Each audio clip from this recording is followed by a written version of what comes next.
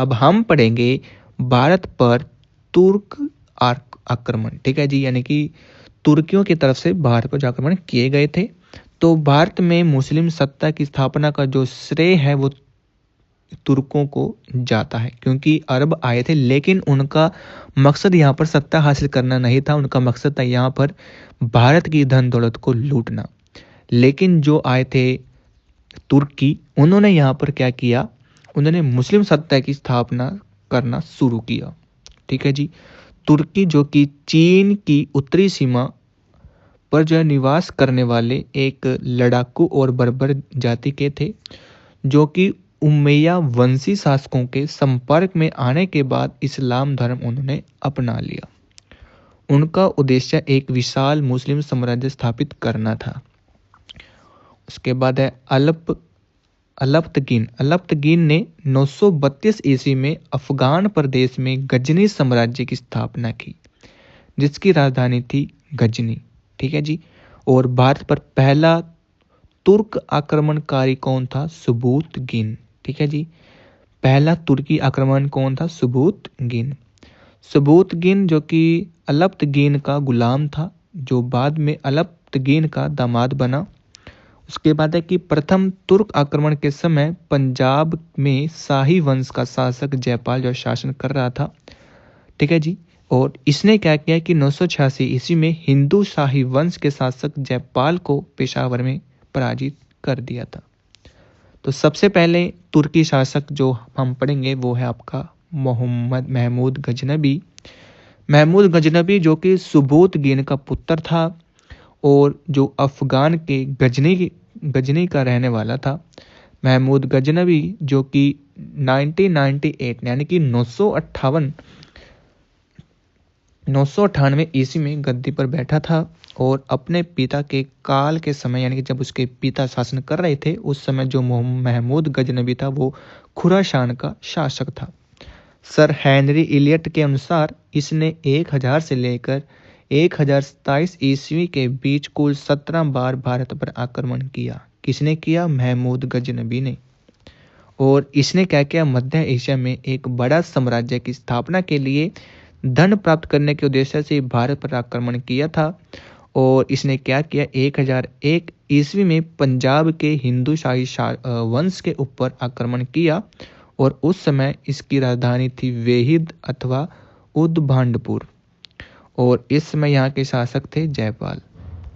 जयपाल एकमात्र शासक था जो पराजित होने पर आत्महत्या कर लिया, यानी कि जब जयपाल हार गया तो उसने आत्महत्या कर ली, क्योंकि वो जो उस सदमे को झेल नहीं पाया। फिर उसके बाद 1008 ईस्वी में महमूद गजनबी ने नगरकोट पर हमला किया और वहाँ के ज्वालामुखी मंदिर को तोड़कर उसके अवशेष को गजनी ले जाकर मस्जिद की सीढ़ियों पर फेंक दिया।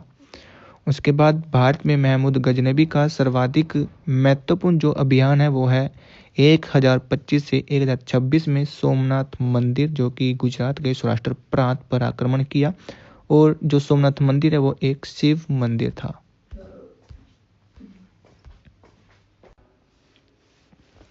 और उस समय वहाँ के जो शासक थे वो थे भीम प्रथम। ठीक है जी। कहाँ के? गुजरात के। गुजरात के शासक कौन थे? भीम प्रथम। और इस युद्ध में 50,000 से अधिक लोग मारे गए थे। महमूद जो कि इस मंदिर को पूर्णतः नष्ट कर दिया था और इसकी कुल संपत्ति को लेकर सिंध के रेगिस्तान से वापस लौट गया अपने गजनी में। उसके बाद 1027 ईस्वी में इसने जाट के विरुद्ध अपना अंतिम आक्रमण किया और उन्हें पराजित कर दिया, क्योंकि सोमनाथ को लूट कर जाते समय तो महमूद को जब जाटों ने सती पहुंचाई थी। उसके बाद है कि फारूकी, उत्बी और फिरदौसी और अल बुरूनी जैसे जो विद्वान हैं वो गजनवी के दरबार में रहते थे। उत्बी ने कौन सी किताब लिखी? किताब उल यामिनी। ठीक है जी, याद रखना है, उत्बी ने लिखी थी किताब उल यामिनी। और उत्बी ने जो है महमूद गजनवी के आक्रमणों को जिहाद की संज्ञा दी थी। उसके बाद दूसरे राइटर थे फिरदौसी, जिसने शाहनामा लिखा था। और जबकि अलबरूनी ने अरबी भाषा में किताबुल हिंद यानी कि तहकीक के हिंद जो लिखा था। उसके बाद जो कि अलबरूनी है अल बरूनी जो कि इतिहासकार, दार्शनिक और संगीतज्ञ थे तथा इनका वास्तविक नाम था अबू रेहान मोहम्मद बिन अहमद, और पुराणों का अध्ययन करने वाला पहला मुस्लिम था अल बरूनी। 1030 ईस्वी में महमूद गजनबी का असाध्य रोग यानी कि मलेरिया के कारण उसकी मृत्यु हो जाती है। फिर महमूद गजनबी जो कि प्रथम शासक था जिसने सुल्तान की उपाधि धारण की थी। महमूद गजनबी को सबूत की सीकन यानी कि मूर्ति भंजक भी कहा जाता है। महमूद गजनबी का जो सेनापति था वो था अयाज सुल्तान। महमूद ने बहुजातीय सेना का गठन किया। इसकी सेना में अरबी, तुर्की, अफगानी और हिंदू सैनिक भी शामिल थे, जिसमें से उसका एक हिंदू सेनापति था जिसका नाम था तिलक। उसके बाद है कि मोहम्मद गजनबी वंश का अंतिम शासक था खुसरो मलिक, ठीक है जी, जिसकी हत्या मोहम्मद गौरी ने कर दी थी। अब आता है तुर्की आक्रमण का दूसरा पार्ट, जिसमें हम पढ़ेंगे मोहम्मद गौरी के बारे में। मोहम्मद गौरी जो कि तुर्क एक जनजाति थी जो कि अफगानिस्तान के क्षेत्र में रह रही थी, और दूसरे पार्ट का जो नेतृत्व है मोहम्मद गौरी ने किया था। तो मोहम्मद गौरी का जो पूरा नाम है वो है मोहम्मद गौरी या फिर मोयुजुद्दीन मोहम्मद बिन शाम, जिसको शिहाबुद्दीन भी कहते हैं, और इसे जो है वो गौर वंश का मोहम्मद भी कहा जाता है।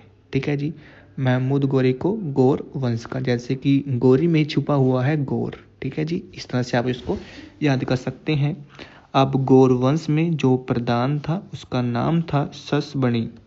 ठीक है जी, शंसबनी था, और मोहम्मद गौरी इस वंश का शक्तिशाली शासक था। अब 1173 में, ठीक है जी, 1173 ईस्वी में मोहम्मद गौरी जो कि गौर प्रदेश का शासक बना, और फिर 1175 ईस्वी में इसने जो है वो मुल्तान एवं सिंध पर आक्रमण किया। 1178 ईस्वी में इसने पाटन यानी कि गुजरात पर आक्रमण किया, और उस समय वहाँ के चालुक्य वंश के शासक भीम द्वितीय को, ठीक है जी, भीम द्वितीय जो शासन कर रहा था, जो कि गौरी को बुरी तरह से परास्त कर देता है। कौन? भीम द्वितीय। किसको? मोहम्मद गौरी को। अब यह तुर्क आक्रमणकारियों की पहली पराजय थी, अर्थात मोहम्मद गौरी की भारत में पहली पराजय थी। मोहम्मद गौरी 1179 में पेशावर में और 1181 में लाहौर तथा 1184 में सियालकोट को जो जीत लेते हैं। और फिर मोहम्मद गौरी ने क्या किया, पंजाब के बठिंडा पर जब अधिकार किया तो पृथ्वीराज तृतीय से जो उनका विवाद हो जाता है।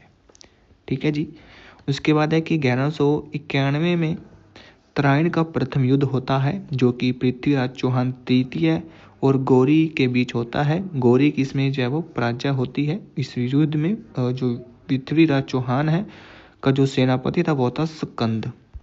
उसके बाद है 1192 के तराइन के द्वितीय युद्ध में मोहम्मद गौरी ने जयचंद के सहयोग से पृथ्वीराज तृतीय को पराजित कर दिया और उनकी हत्या कर दी। उसके बाद है महमूद गजनबी का जो सेनापति था मलिक अयाज सुल्तान था। इतिहासकार थे B.S. स्मिथ, जो कि कहते हैं कि तराइन का द्वितीय युद्ध ऐसा निर्णायक युद्ध साबित हुआ जिसमें भारत पर मुसलमानों की आधारभूत सफलता निश्चित कर दिया। बाद में होने वाले आक्रमण परिणाम मात्र थे। उसके बाद है कि तराइन के युद्ध के बाद गौरी ने मेरठ, अलीगढ़ पर अधिकार कर दिल्ली को अपनी राजधानी बनाया। फिर 1194 के चंदावर के युद्ध में, जी ठीक है जी, चंदावर के युद्ध में फिरोजाबाद में उसने क्या किया, कन्नौज के शासक जयचंद को पराजित किया। ठीक है जी, जयचंद को। फिर उसके बाद मोहम्मद गौरी का गुलाम तथा कुतुबुद्दीन ऐबक का सेनापति बख्तियार खिलजी 1198 ईस्वी में नालंदा विश्वविद्यालय को ध्वस्त कर दिया और बिहार शरीफ नामक शहर बसाया। मोहम्मद गौरी का गुलाम तथा कुतुबुद्दीन का जो सेनापति था बख्तियार खिलजी, जो कि 1198 में नालंदा विश्वविद्यालय को ध्वस्त कर देते हैं और बिहार शरीफ नामक शहर जो बसाते हैं। उसके बाद है कि 1205 में मोहम्मद गौरी ने अपना अंतिम अभियान पंजाब के खोखर जातियों के विरुद्ध किया। ठीक है जी। खोकर जाति पंजाब में थी, 1205 में इन्होंने शुरू किया था। उसके बाद है कि मोहम्मद गोरी का सेनापति मोहम्मद बिन बख्तियार खिलजी ने 1203 में बिहार विजय, 1204 और 5 में बंगाल विजय तथा 1206 में असम पर जो आक्रमण किया। अब बिहार को जीतने वाला प्रथम मुस्लिम विजेता था बख्तियार खिलजी, और बख्तियार खिलजी ने लखनौती को अपनी राजधानी बनाया। बख्तियार खिलजी की हत्या उसके ही अधिकारी अली मर्दान खिलजी ने की थी। बख्तियार खिलजी के बंगाल आक्रमण के समय वहाँ सेन वंश की शासक लक्ष्मण सेन का शासक था, और जिसकी नदियाँ थी। ठीक है जी। गौरी के समय सिक्कों पर हिंदू देवी लक्ष्मी तथा नंदी के चित्र का अंकन मिलता है। उन पर देवनागरी लिपि में मोहम्मद बिन शाम जब अंकित है। मोहम्मद गोरी के साथ प्रसिद्ध चिश्ती संत मोयुद्दीन चिश्ती भारत आए थे। उन्होंने भारत में चिश्ती संप्रदाय की स्थापना की थी। मोहम्मद गोरी का कोई पुत्र नहीं था तथा जयचंद को पराजित करने के बाद गोरी द्वारा भारत में जीते गए प्रदेशों को जब कुतुबुद्दीन ऐबक को सौंप कर वापस जब गजनी लौट गया। मोहम्मद गोरी ने कुतुबुद्दीन ऐबक को प्रथम अख्ता प्रदान किया था, और 1206 में दम्यक नामक स्थान पर रामलाल खोखर ने मोहम्मद गोरी की हत्या कर दी थी। मोहम्मद गोरी को गजनबी में जो है दफनाया गया था। अब मोहम्मद गोरी के जो 3 गुलाम थे, वो जो 3 प्रमुख जो गुलाम हैं वो है कुतुबुद्दीन ऐबक, यालदोज और कुबाचा। नोट क्या करना है कि भारत में कागज का जो प्रयोग है वो 12वीं शताब्दी से प्रारंभ हुआ था। ठीक है जी। तो ये था दोस्तों आपका मुस्लिम आक्रमण, ठीक है जी, अरब और तुर्कों का। तो उम्मीद करता हूँ आपको वीडियो अच्छी लगी होगी, और नेक्स्ट वीडियो में हम जो है वो दिल्ली सल्तनत पढ़ने वाले हैं। ठीक है जी। नेक्स्ट वीडियो में हम पढ़ेंगे दिल्ली सल्तनत। ठीक है जी। जिसका टाइम पीरियड है 1206 से लेकर 1526। तो उम्मीद करता हूँ ये वाली वीडियो आपको अच्छी लगी होगी, और यहाँ से आपके एग्जाम में दोस्तों 100% जो क्वेश्चन पूछे जाते हैं, तो इसको अच्छे से देख लेना।